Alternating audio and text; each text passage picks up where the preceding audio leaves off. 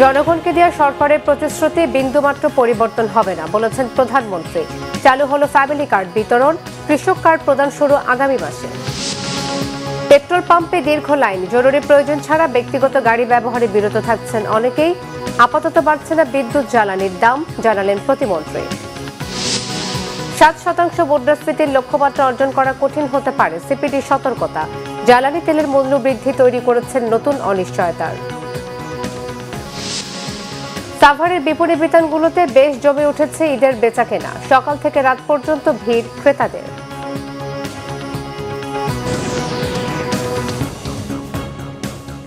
দেখছিলেন crown cement সংবাদ শিরোনাম, এবারে বিস্তারিত। দায়িত্ব নেওয়ার এক মাসেরও কম সময়ের মধ্যে নির্বাচনী প্রতিশ্রুতি বাস্তবায়ন করল বিএনপি সরকার। প্রথম ধাপে ফ্যামিলি কার্ড দেয়া হলো 37,567 পরিবারের নারী সদস্যদেরকে। প্রধানমন্ত্রী তারেক রহমান বলেছেন, নারীদের অর্থনৈতিকভাবে স্বাবলম্বী করতে চায় সরকার। তিনি জানান, প্রতিশ্রুতি থেকে বিন্দুমাত্র না সরলেও মধ্যপ্রাচ্য সহ বৈশ্বিক বিবেচনায় বাকি কাজ বাস্তবায়নে কিছুটা সময় লাগতে পারে। তাই ধৈর্যের সাথে পরিস্থিতি মোকাবেলার আহ্বান জানান প্রধানমন্ত্রী। রিপোর্ট করছেন সিকান্দার রেমান। মোবাইল ব্যাংকিং এর মাধ্যমে সারা দেশে ফ্যামিলি কার্ড পাওয়া সবার কাছে আর্থিক সহায়তা পৌঁছে দেওয়া হয়েছে। বিএনপির নির্বাচনী প্রতিশ্রুতির অংশ হিসেবে এই ফ্যামিলি কার্ড বিতরণের কার্যক্রম উদ্বোধন করেছেন প্রধানমন্ত্রী তারেক রহমান। প্রথম ধাপে ফ্যামিলি কার্ড পাচ্ছেন 37,567 পরিবার। পর্যায়ক্রমে আগামী 5 বছরে 4 কোটি পরিবারের নারী প্রধানের কাছে ফ্যামিলি কার্ড পৌঁছে দেওয়া হবে বলে জানান প্রধানমন্ত্রী। বাংলাদেশের জনসংখ্যার অর্ধেক জনসংখ্যা হচ্ছে নারী। আমরা দৃঢ়ভাবে বিশ্বাস করি, এই অর্ধেক জনসংখ্যাকে যদি আমরা পেছনে রাখি, এই অর্ধেক জনসংখ্যাকে যদি আমরা এম্পাওয়ার না করি, তাদেরকে যদি ক্ষমতায়ন না করি, শিক্ষা এবং অর্থনৈতিকভাবে তাদেরকে যদি ক্ষমতায়ন আমরা না করতে পারি, তাহলে অবশ্যই দেশকে কোনোভাবেই সামনে এগিয়ে নিয়ে যাওয়া সম্ভব না। সরকার প্রধান বলেন, নির্বাচিত সরকারের কাছে অনেক প্রত্যাশা জনগণের। মধ্যপ্রাচ্যের যুদ্ধসহ বৈশ্বিক পরিস্থিতিতে নির্বাচনী প্রতিশ্রুতি বাস্তবায়নে কিছুটা সময় লাগতে পারে, তবে প্রতিশ্রুতি বাস্তবায়ন করা হবেই।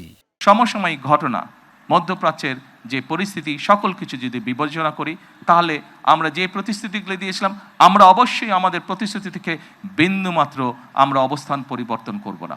হয়তো সমসাময়িক বৈশ্বিক পরিস্থিতির কারণে ক্ষেত্র বিশেষে হয়তো আমাদের কিছু কিছু ক্ষেত্রে সময় বেশি লাগতে পারে প্রতিশ্রুতিগুলো বাস্তবায়নের জন্য।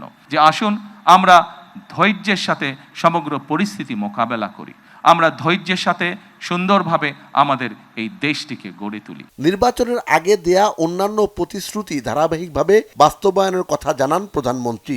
এপ্রিল মাসে কৃষক কার্ড বিতরণের কথাও জানান তিনি। এই প্রতিশ্রুতি নয়, আমরা আরও কিছু প্রতিশ্রুতি করেছিলাম, তার মধ্যে যেগুলো আমাদের প্রায়োরিটি প্রয়োজন ছিল, তার মধ্যে আরেকটি আছে কৃষক কার্ড।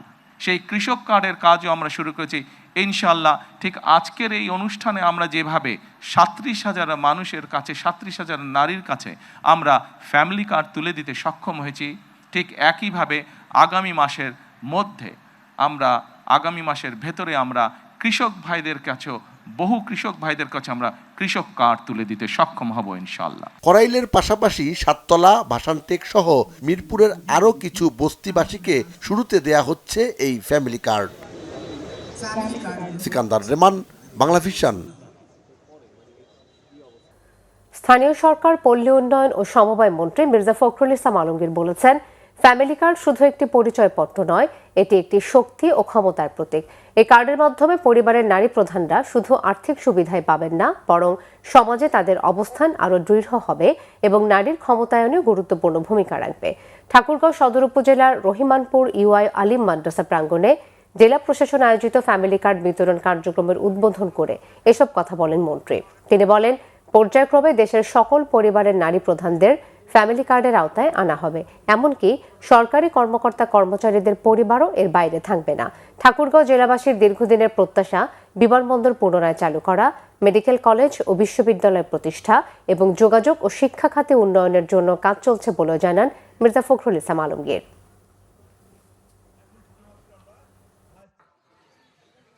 সারা দেশে মাত্র 14টা ইউনিয়নকে বেছে নেওয়া হয়েছে, যার মধ্য থেকে মাত্র আপনার 550, 600, 700 এরকম পরিবারকে আপনার এই কার্ডটা দেওয়া হবে।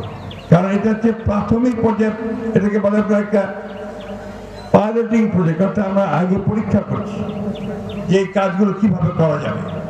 এই কাজগুলো করতে গিয়ে অনেক ভুল ত্রুটি হবে, অনেক হয়তো বাদ পড়তে পারেন, অনেকে মানে তথ্যগুলো ঠিক নাও আসতে পারে। এই কাজটার মধ্যে দিয়ে আমরা সেইগুলোকে শুধরে নেব। অর্থ পরিকল্পনা মন্ত্রী আমির খসরু মাহমুদ চৌধুরী বলেছেন, ফ্যামিলি কার্ড বিতরণ কর্মসূচি দেশের ইতিহাসে দারিদ্র্য বিমোচনের মাইলফলক। আগামী দিনে দেশের অর্থনীতির মূল কেন্দ্র হবে নিম্ন ও হতদরিদ্র মানুষের সমস্যা সমাধান। সকালে চট্টগ্রাম মহানগরীর বিমানবন্দর উচ্চ বিদ্যালয়ে ফ্যামিলি কার্ড বিতরণ অনুষ্ঠানে তিনি এসব কথা বলেন। আগামী দিনের দারিদ্র্য জনগোষ্ঠীর জন্য নেওয়া সব প্রকল্প স্বচ্ছতার সাথে করা হবে বলে আশ্বাস দেন মন্ত্রী। এর আগে পরিবারের নারী প্রধানদের হাতে কার্ড তুলে দেন তিনি। পাইলট প্রকল্প হিসেবে প্রাথমিকভাবে মহানগরীর 41 নম্বর ওয়ার্ডের 5575 নারীকে দেয়া হলো card. City mayor doctor Shahadat Hossain, পার্বত্য চট্টগ্রাম বিষয়ক প্রতিমন্ত্রী মীর মোহাম্মদ হেলাল উদ্দিন সহ অনেকেই এ সময় উপস্থিত ছিলেন। পরিবারের নারী প্রধানদের কাছে ইতিমধ্যে এই টাকা তাদের অ্যাকাউন্টে জমা হয়ে গেছে। একেবারে হতদরিদ্র যারা, তাদেরকে দিয়ে শুরু করছে, তারপরে দরিদ্র যারা তারা আসবে, তারপরে নিম্ন আয়ের মানুষ আসবে, তারপরে মধ্যবিত্ত আসবে। এটা উপরের দিকে এইভাবে চলতে থাকবে। যে বাংলাদেশে কোনো প্রকল্প বছরের পর বছর বাস্তবায়ন করা যায় না, কিন্তু লিডারশিপ, নেতৃত্ব যদি ঠিক থাকে, নেতার যদি সদিচ্ছা থাকে, যে 1 মাসের মধ্যে বাস্তবায়ন করা সম্ভব, এটা আমরা প্রমাণ করেছি ইনশাআল্লাহ। একজন প্রসিকিউটরের বিরুদ্ধে ঘুষের অভিযোগ ফাঁস হওয়ার ঘটনায় বিচার প্রক্রিয়াকে প্রশ্নবিদ্ধ করেছে বলে মন্তব্য করেছেন আন্তর্জাতিক অপরাধ ট্রাইব্যুনালের চিফ প্রসিকিউটর আমিনুল ইসলাম।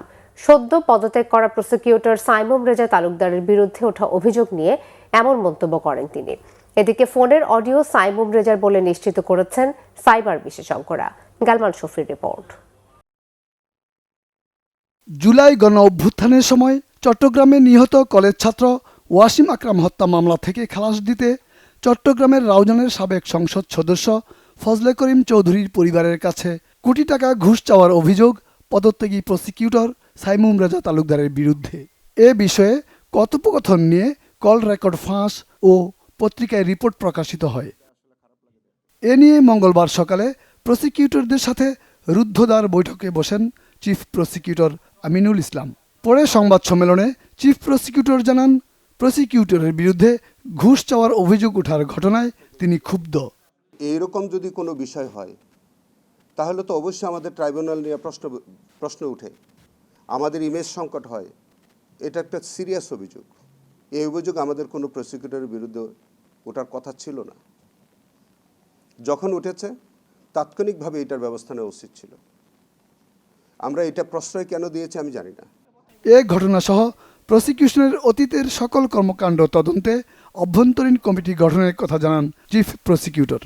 যে অডিওটা আসছে, যদি ফর্মাল এলিগেশন আমার কাছে নাও আসে, আমি ব্যক্তিগতভাবে মানে আমার প্রসিকিউশনের চিফ প্রসিকিউটরের কার্যালয় থেকে একটা আভ্যন্তরীণ তদন্ত আমরা করব। শুধু তাই না, আমি আরেকটা কথা বলি, এই পার্টিকুলার বিষয়ে তো তদন্ত করবই। আমি 5 আগস্টের পরে আমাদের এই ট্রাইব্যুনাল গঠন হওয়ার পরে আমি সমস্ত বিষয় আমি আমার আভ্যন্তরীণ একটা কমিটি গঠন করে আমি সবটাই আমি তদন্ত করে দেখব। আওয়ামী লীগের সাবেক সংসদ সদস্য ফজলে করিম চৌধুরী কারাগারে আটক। আর অভিযোগ ফাঁস হওয়ার আগেই নিজ পদ থেকে পদত্যাগ করেন প্রসিকিউটর সাইমুম রেজা তালুকদার। গালমান শফি, বাংলা ভিশন, ঢাকা। মোটরযান প্রতি সরকার নির্ধারিত সীমায় জ্বালানি সরবরাহ করছে পাম্পগুলো। জ্বালানি পেতে দীর্ঘ লাইনে অপেক্ষা করতে হচ্ছে। পরিস্থিতি মোকাবেলায় জরুরি কাজ ছাড়া গাড়ি ব্যবহার থেকে বিরত থাকছেন অনেকেই। বিস্তারিত মোবাশের আহমদের রিপোর্টে। মধ্যপ্রাচ্যে যুদ্ধ পরিস্থিতি ও ইরান হরমুজ প্রণালী বন্ধ রাখায় বিশ্ববাজারে জ্বালানি সরবরাহে সংকট তৈরি হয়েছে, যার প্রভাব পড়েছে বাংলাদেশেও। পরিস্থিতি মোকাবেলায় জ্বালানি ব্যবহারে মিতব্যয়ী হতে জনসাধারণের প্রতি আহ্বান জানিয়েছে সরকার। সরবরাহ বেশি দিন ধরে রাখতে মোটরযান প্রতি জ্বালানি দেওয়ার সীমা বেঁধে দেওয়া হয়েছে, যা মেনে তেল সরবরাহ করছে পাম্পগুলো। এতে দীর্ঘ লাইনে অপেক্ষা করতে হলেও জ্বালানি তেল পাচ্ছেন সবাই। 2 লিটার করে তেল প্রতিদিন নিতে পারতেছি, হয়তো একটু কষ্ট হয়, লাইনে দাঁড়াইতে হয়। তেল পাচ্ছিলাম না বলতে প্রতিদিন যেভাবে লাইনে দাঁড়িয়ে নিতে হয়, যেমন অফিসিয়াল কাজের মধ্যে আমি সময়টা বের করতে পারছিলাম না। খুবই ইমার্জেন্সি, দ্যাটস ওয়াই বাইক বের করে এই লাইন ধরে তেল নিয়ে আমার এখন কাজে যেতে হবে। 10 লিটার তেল দিলে এই জ্বালানি দিয়ে তো কোথাও যে একটা ভালো একটা টোর দিয়ে আসা যায় না, তো কাজ হবে না। এটা অযথা রাস্তায় জ্বালানি পড়তে হবে যানজটে, বসের তো আর কোনো লাভ হইলো না, তো গাড়ি নেওয়াতে না নেওয়া বেটার। ডিউটি কমাই দিয়েছে, কোচিং ডিউটিগুলো রিক্সা দিয়ে করাই, সারে সকালে নামাই দিয়ে আসি, বিকালে সে রিক্সাতে চলে আসে। যারা মজুত করতেছে তারা তো অসাধু লোক, তারা তো কখনো দেশের ভালো চায় না। মহানগর এলাকায় রাইড শেয়ার করা মোটরসাইকেলগুলোর জ্বালানি 2 লিটার থেকে বাড়িয়ে 5 লিটার করা হয়েছে। মঙ্গলবার বিপিসি এক বিজ্ঞপ্তিতে এ তথ্য জানিয়েছে। এদিকে কিছু পাম্প তেল সরবরাহ সংকটে তাদের বিতরণ কার্যক্রম বন্ধ রেখেছে। মুবাশশির আহমেদ, বাংলা ভিশন, ঢাকা। মধ্যপ্রাচ্যে চলমান যুদ্ধ পরিস্থিতির কারণে জ্বালানি তেলের মূল্যবৃদ্ধি ও সংকটের আশঙ্কায় গত 4 দিন ধরে চট্টগ্রামের ফিলিং স্টেশনগুলোতে গ্রাহকদের চাপ অব্যাহত রয়েছে। জ্বালানি তেলের সংকট না থাকলেও পাম্পগুলোতে লেগে আছে দীর্ঘ লাইন। পাম্প সংশ্লিষ্টরা জানান, ডিপো থেকে অন্য সময়ের মতো জ্বালানি তেল সরবরাহ করা হচ্ছে। মধ্যপ্রাচ্যে যুদ্ধের প্রভাবে জ্বালানি তেলের সংকট হবে এমন গুজব ছড়িয়ে পড়ার পর গত 3 দিন পেট্রোল পাম্পগুলোতে গ্রাহকদের যে উপচে পড়া ভিড় ছিল সেটি কমতে শুরু করেছে। রেশনিং করে জ্বালানি তেল দেওয়ার ফলে সবাই জ্বালানি নিতে পারছেন। এদিকে জ্বালানি তেল নিয়ে একাধিক জাহাজ নোঙর করেছে চট্টগ্রাম বন্দরে, আরও জাহাজ রয়েছে পাইপলাইনে।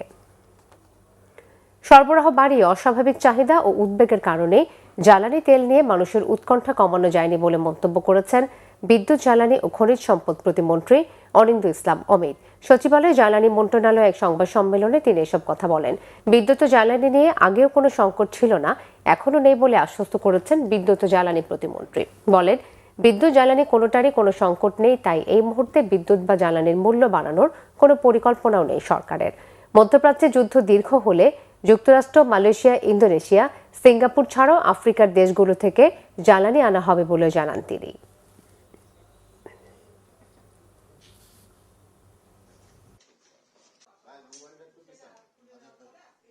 অকটেন এবং পেট্রোলে তো কার্যত কোনো সংকট নেই।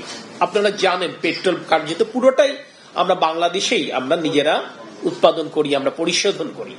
অকটেনের সিংহভাগ আমরা কিন্তু আমাদের দেশ থেকেই কিন্তু আমরা এটি পরিশোধিত আকারে আমরা পাই, আমরা আমদানি করতে হয়।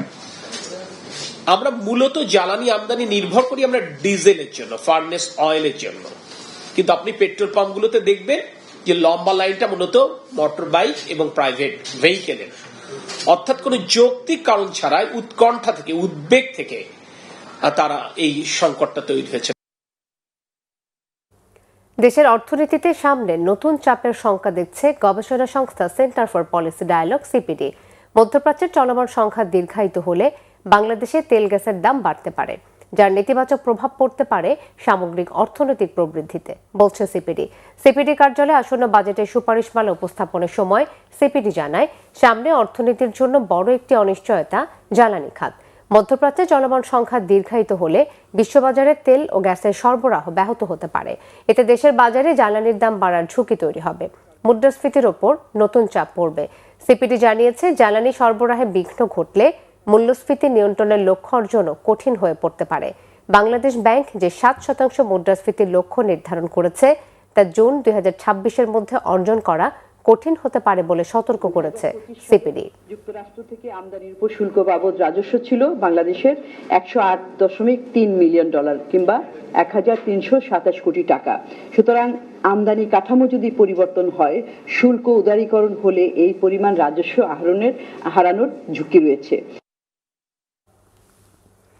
চট্টগ্রামের সীতাকুণ্ড উপজেলার জঙ্গল সলিমপুর এলাকায় যৌথ বাহিনী বিশেষ অভিযান চালিয়ে বিপুল পরিমাণ অস্ত্রসহ 22 জনকে আটক করেছে। দুপুরে চট্টগ্রাম রেঞ্জ ডিআইজি কার্যালয়ের সামনে যৌথ বাহিনীর সংবাদ সম্মেলনে এই তথ্য জানানো হয়। সংবাদ সম্মেলনে চট্টগ্রাম রেঞ্জের ডিআইজি মোহাম্মদ আহসান হাবিব পলাশ বলেন, সোমবার দিনভর অভিযানে একটি বিদেশি পিস্তল, 24টি বন্দুক, 1164 রাউন্ড গুলি সহ বিপুল পরিমাণ দেশীয় অস্ত্র উদ্ধার করা হয়। এ সময় 22 জনকে আটক করা হয়। অভিযানে শীর্ষ সন্ত্রাসীরা আটক না হলেও তাদের আইনের আওতায় নিয়ে আসা হবে বলে জানান তিনি। ঈদের বেচাকেনা বেশ জমে উঠেছে সাভারের বিপণী বিতানগুলোয়। সকাল থেকেই দোকানপাট খুলে বসেন বিক্রেতারা, কেনাকাটায় পিছিয়ে নেই ক্রেতারাও। সকাল থেকে মার্কেটগুলোতে ভিড় করছেন তারা। সাভার প্রতিনিধি নজমুল হুদা শাহিনের প্রতিবেদনে ডেস্ক রিপোর্ট। ঈদ যত এগিয়ে আসছে ততই বেচাকেনা জমে উঠছে সাভারের শপিং মলগুলোতে। ক্রেতা বিক্রেতাদের পদচারণায় মুখর মার্কেটগুলো। বড় বড় শপিং মলগুলো আলোকসজ্জায় সজ্জিত করা হয়েছে। শুধু তাই নয়, ক্রেতা সমাগম বাড়াতে অভিজাত সুপার মলগুলো দিচ্ছে র্যাফেল ড্রর লাকি কুপন। থাকছে আকর্ষণীয় সব পুরস্কার। দোকানে দোকানে সাজিয়ে রাখা হয়েছে নারী, পুরুষ, শিশুদের বাহারি জামা, শার্ট, প্যান্ট। মেয়েদের জন্য হাল ফ্যাশনের দেশীয় পোশাকের পাশাপাশি ভারতীয় পাকিস্তানি ড্রেসের কদরও রয়েছে। ক্রেতারাও খুঁজে খুঁজে কিনছেন তাদের পছন্দ অনুযায়ী জামা, জুতা ও আনুষঙ্গিক সামগ্রী। বিভিন্ন অঞ্চল থেকে আমাদের এখানে কাস্টমার আসে। 4 এপ্রিল র্যাফেল ড্র অনুষ্ঠিত হবে। আমরা এবার ঈদে কেনাকাটায় আমরা মার্কেটে খুবই ব্যবসায়ীরা এবং ক্রেতা সাধারণ স্বাচ্ছন্দ্য বোধ করতেছে। পরিবারের সবার জন্য এই কেনাকাটা করার জন্য আমি মার্কেটে আসছি। লিপস্টিক, ফেস পাউডার, তারপর হচ্ছে মাস্কারা, আইলাইনার, এই আইটেমগুলো সবচেয়ে বেশি সেল হয়। বাচ্চা পরিবারের সবার জন্য আসছি, তো একই মার্কেটে সবকিছু পাওয়া যাচ্ছে। জামা কিনেছি 3 পিস, এখন আরো কিছু কিনতে চাচ্ছি। এখনো জুতা কেনা হয়নি, তো আমি জুতা কিনতে যাব এখন। ইনশাআল্লাহ আমাদের নিউ মার্কেটের সেল মোটামুটি ভালো, সবাই ভালো সেল করতেছে। এখানে জিমিচু দেখতে পাচ্ছি, দানাবানা, তারপর কাঞ্চি, কাতানের মধ্যে দেখতে পাচ্ছি। বাচ্চাদের জন্য একটু জুতো, জামা এইগুলো কেনা হলো। কাস্টমাররা আমরা ভালো সাড়া পাচ্ছি, তো আশা করি যে সামনের দিকেও ভালো হবে। লেসের মাল চলতেছে, আবার কাঠচুপি, জুম কাপড়, জাফরন, ইন্ডিয়ান ভাঙচুর কাপড়, এগুলো খুব ভালো যাচ্ছে। শুধু সাভারবাসী নয়, ঈদ কেনাকাটা করতে ধামরাই, মানিকগঞ্জ, গাজীপুর, টাঙ্গাইল, সিরাজগঞ্জ, রাজবাড়ী থেকেও আসছেন ক্রেতারা। Bangla vision news desk. দেশের বিভিন্ন জায়গার আরো কিছু খবর নিয়ে একটি ডেস্ক রিপোর্ট। ফ্যামিলি কার্ড বিতরণের উদ্বোধন হয়েছে কিশোরগঞ্জের ভৈরবে। উপস্থিত ছিলেন পাট ও বস্ত্র প্রতিমন্ত্রী মোহাম্মদ শরীফুল আলম। সকালে উপজেলার শিমুলকান্দি ইউনিয়নের প্রতিমন্ত্রী জানান, এই কার্ড বিতরণের মাধ্যমে প্রধানমন্ত্রী তারেক রহমানের নির্বাচনী প্রতিশ্রুতির প্রথম ধাপ পূরণ করা হলো।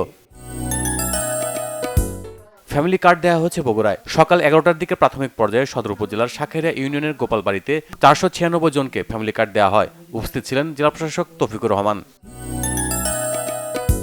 ময়মনসিংহে নিম্ন আয়ের মানুষের জন্য ভর্তুকি মূল্যে গরুর মাংস এবং ডিম বিক্রি শুরু করেছে জেলা প্রশাসন। সকালে জেলা প্রশাসকের কার্যালয়ের সামনে কার্যক্রমের উদ্বোধন করেন ময়মনসিংহ সদর আসনের সংসদ সদস্য আবু ওহাব আগন্দ। খাগড়াছড়িতে 3500 আনসার ও ভিডিপি সদস্যদের মাঝে ঈদ সামগ্রী বিতরণ করা হয়েছে। সকালে টাউন হলে চট্টগ্রাম ও পার্বত্য চট্টগ্রাম রেঞ্জের আনসার ও গ্রাম প্রতিরক্ষা বাহিনীর উপপরিচালক ডক্টর মোহাম্মদ সাইফুর রহমান এসব উপহার সামগ্রী তুলে দেন। জাতীয় দুর্যোগ প্রস্তুতি দিবস উদযাপিত হয়েছে কুড়িগ্রামে। দিনটি উপলক্ষে একটি র্যালি বের করা হয়। পরে ফায়ার সার্ভিস ও সিভিল ডিফেন্সের সদস্যরা অগ্নিকাণ্ডের সময় করণীয় এবং অগ্নি নির্বাপনের বিভিন্ন কৌশল ও পদ্ধতির বাস্তব মহড়া প্রদর্শন করেন। উপস্থিত ছিলেন জেলা প্রশাসক অন্নপূর্ণা দেবনাথ। কেরানীগঞ্জে ডিবি পুলিশের বিশেষ অভিযানে হাসনাবাদ সুপার মার্কেট থেকে 3টি বিদেশি পিস্তল সহ সন্ত্রাসী কালা জরিপের 2 সহযোগীকে গ্রেপ্তার করা হয়েছে।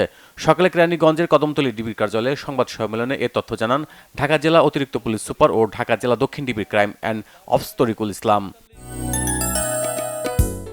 ঢাকা 19 আসনের সংসদ সদস্য ডাক্তার দেওয়ান মোহাম্মদ সালাউদ্দিন ও সাভার পৌর বিএনপির সভাপতি খন্দকার শাহ মাইনুল হোসেন বিল্টুর রোগ মুক্তি কামনায় দোয়া মাহফিল হয়েছে। ব্যাংক কলোনিতে এতে সভাপতিত্ব করেন পৌর বিএনপির সিনিয়র সহ সভাপতি Ibrahim Miah. Bangla vision news desk. সংবাদ শেষ করব ক্রাউন সিমেন্ট শিরোনামগুলো আরো একবার জানিয়ে। জনগণকে দেওয়া সরকারের প্রতিশ্রুতি বিন্দুমাত্র পরিবর্তন করা হবে না বলেছেন প্রধানমন্ত্রী।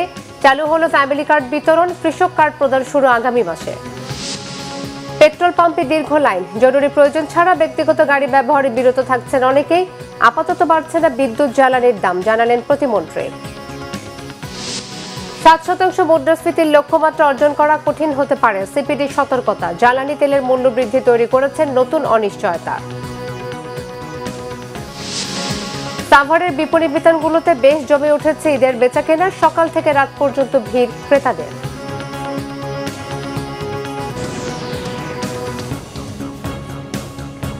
এই ছিল এখনকার মতো। পরের সংবাদ সন্ধ্যা 7:30 দেখার আমন্ত্রণ রইল। এছাড়া বাংলা ভিশন সংবাদ ও সংবাদ সংশ্লিষ্ট অনুষ্ঠান দেখতে ভিজিট করুন www.bvnews24.com ও facebook.com/banglavisionnews এবং সাবস্ক্রাইব করুন youtube.com/banglavisionnews। ধন্যবাদ।